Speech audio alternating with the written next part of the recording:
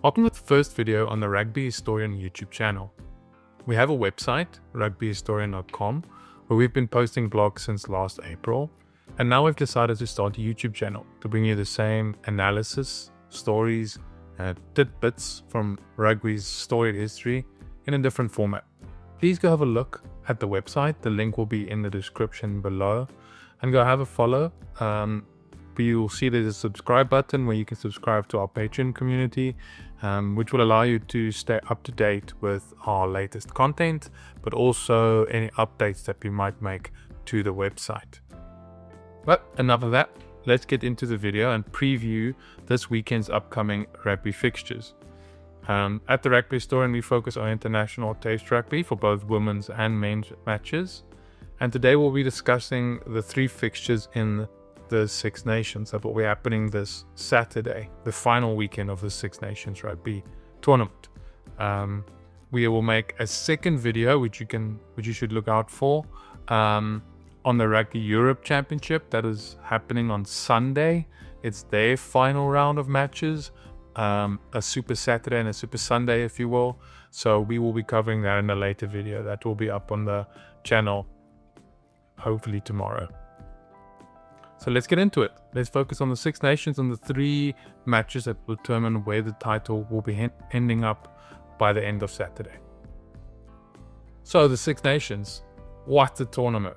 I think it exceeded all our expectations after an amazing 2025 edition that saw them a record amount of points and tries scored. This year hasn't seen that amount of tries or average amount of points per game, but the drama has been incredible. If you look at the upsets of Italy beating England, of Scotland putting 50 on France at Murrayfield, Wales, what a revival they're having, almost beating Scotland, England's capitulation after first round victory, losing 3 on the trot, Ireland's record win at Twickenham, Allianz Arena, Allianz Stadium even. Yeah, it's been an amazing 2026, and it all comes down to this weekend. The title is still up for grabs. 3 teams can realistically win it. Scotland and France sit at the top of the table on 16 points, with Ireland 2 back on 14. France take on England in the last game of the day, while Ireland hosts Scotland in the game of the day. So that's an interesting dynamic, with France knowing exactly what they'll be required to do to take the championship, while Ireland and Scotland just need to get as much points as they can. Okay, so let's get into the fixtures. The first of which is, like I said, Ireland versus Scotland. It's taking place on Saturday at the Viva Stadium in Dublin. 4:10 kickoff here in South Africa. This is a potential title decider. We could see the champion coming from this fixture. If England beat France later in the day, or France don't win with a bonus point, we could get the winner from this game. The hosts, Ireland, need France to lose. Realistically, the most they can end up with is 19 points, with a normal French victory already taking them past that on to 20. So if France lose, Ireland are in the game. If they get a bonus point, they get up to 19 points. But interestingly, if they win and end up on 18, France could lose and still get the title if they get a losing bonus point and a try bonus point. So Ireland need to win with a bonus point realistically to get the Triple Crown, of course, and then end up with the title. Scotland, they just need to win, and they need to win with a bonus point. That puts them in the best possible position. That puts the most pressure on France. That means France have to also win with a bonus point. So Scotland, the job is quite easy. A win could be enough, but then they leave it more up to chance than if they get with a bonus point. That said, Scotland's record in Dublin away from home against Ireland is shocking in the Six Nations, so we'll see if they can do that. Form-wise, these teams have won the last 3 games in the competition each. They both lost their opening fixtures. Scotland losing to Italy in a rain-soaked Rome, while Ireland went down against the French 36-14. And what many thought, was the end of an era, a signal that this aging core of players that lost out on the title last year were declining even further, maybe. But how things change in a month's time. A month is a long time in rugby, and now we're looking at a potential title decider. So yeah, Scotland, 3 wins in a row. They put 50 on France last time out. Probably a bit disappointed since they shipped 4 tries in the last quarter that put the French with gave them a try bonus point, tied them up on the log, and also increased that points difference to a large margin. It was down to 12, and that all those tries at the end blew it out to 58, which kind of took the title solely out of Scotland's hands, really. Ireland, on the other hand, defeated a gutsy, competitive Wales team last time out. They got the job done. They got the 5 points. There was a bit of rotation here and there, but at the end of the day, they got the job done. That's all that matters. So both teams will be confident, especially since it's in Ireland. Ireland will be especially confident. They've got a great track record at their Viva, and their track record against Scotland is incredible. The last time Scotland won in Dublin was in 2010, thanks to a late Dan Parks penalty. They won 23-20. That was also coincidentally the last international rugby match at Croke Park. So yeah, signing off that stadium on a low note for Ireland. But out of the last 10 Six Nations matches, Ireland have won 9 of those, with an average winning margin of 11.4 points. The largest margin being 21 back in 2022. So they won by 21 points back then. Scotland's biggest ever winning margin was in 1997. So we're going back into the 5 Nations here at Murrayfield when they won by 28 points. Ireland have since beaten Scotland by 30 points in 2003 and in 2015 also at Murrayfield. So yeah, that's just a few key stats going into the game. I think the key one is the lack of wins for Scotland in Dublin, which is quite remarkable, actually. So that's the main game. I feel the title decider, and the one to kick off Super Saturday. Okay, let's look next at Wales versus Italy. That's taking place at the Principality Stadium in Cardiff, 20-7 here in South Africa. This is a different vibe to the game. This is not a title decider per se, but it's important for both teams, of course. Italy are aiming for their 3rd win of this tournament, which would be their first ever. They've a feat that they've never achieved before in a Six Nations tournament. They're also assured of not finishing last, which is only the 8th time that's happened in the 27 times that they've competed in the Six Nations. So already a very successful tournament for them. Wales, on the other hand, are trying to win their first Six Nations game since beating Italy back in 2023. It's been a long, hard slog since then. Since quite a successful World Cup, it's been very tough for the Welsh, but the last 2 games have been a big improvement in terms of their defense has been amazing. Their strike rate in the 22, when they have the 22 entry, they are lethal. So we've seen progress in the last 2 games, and they'll be hoping to keep that up. Like I said, Wales are on an extended losing streak. They've lost their 6 test matches overall since beating Japan by a single point last November. While Italy won their last game against England, which was the first time that they were beaten in English. So they're on a high. They ride in high. They also beat the Scots in the first weekend of the tournament. In between those, they went down to the French but played really well, and should have probably gotten more against Ireland. They only got a losing bonus point, but there was a forward pass call for one of their tries, which wasn't a try in the end, that could have turned the game. Very close call. So they've been playing really well, which is interesting for the Italians, is that they've only conceded 12 tries so far this tournament, which is really low. It's on par with everyone except Ireland, whilst Wales have conceded 23, almost double that. So the Welsh have scored one more try, 7 tries to 6 for Italy, but the defense of Italy has been really rock solid. They have a negative points difference, but are still on 4th. So they've shipped a few points in certain games, but others have kept it, and in others I've kept it very tight. So something to look out for. Not only their scrum, which has been really, really good, but also their defense. The defense is top notch at the moment.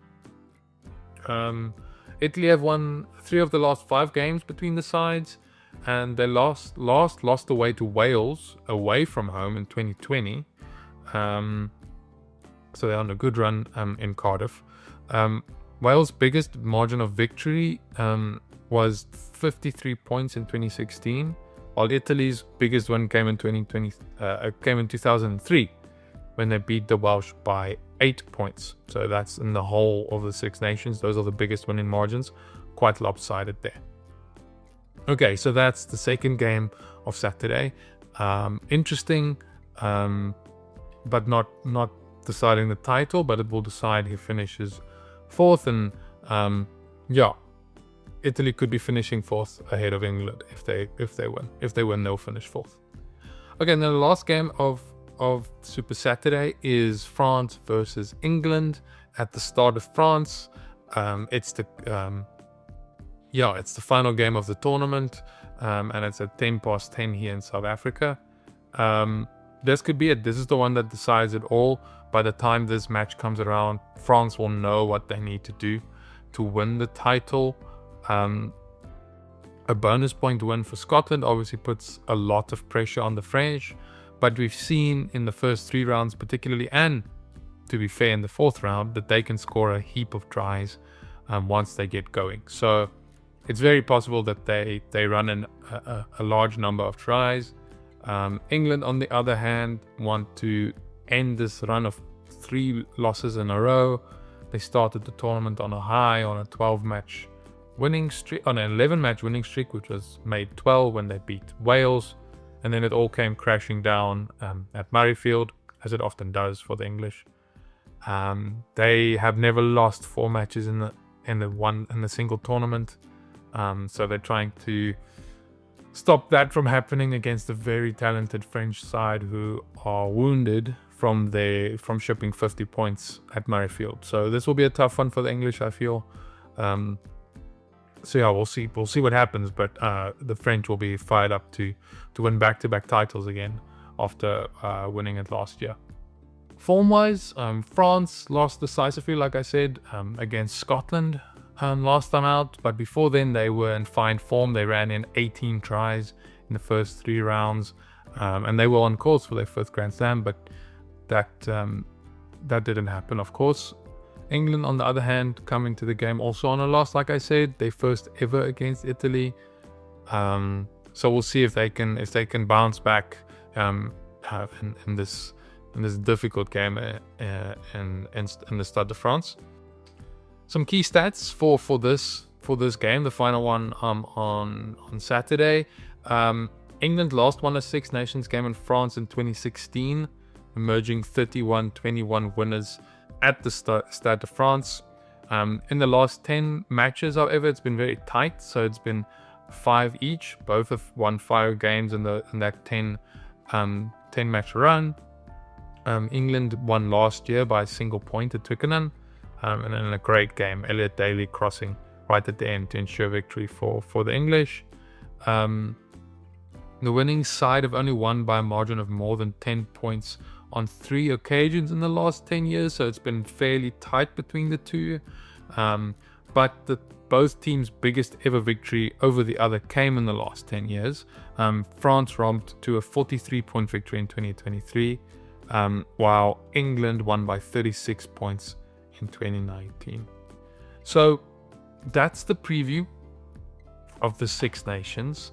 What we now need to do is how all of these forms and key stats and scene setting go into the rankings, and how that will then affect the rankings, could potentially affect the rankings.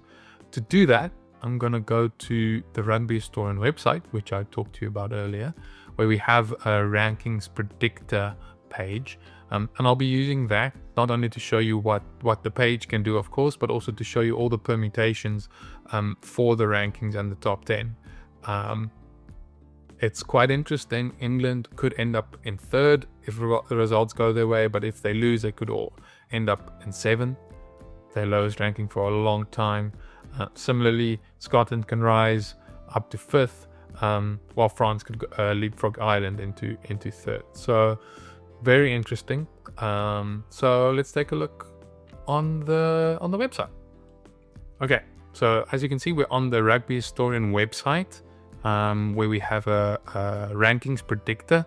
You can access that from the rankings drop down there, go to predictor, and it will take you to this page. So as you can see, we've got all the fixtures coming up for this weekend, but we'll be focusing on the Six Nations.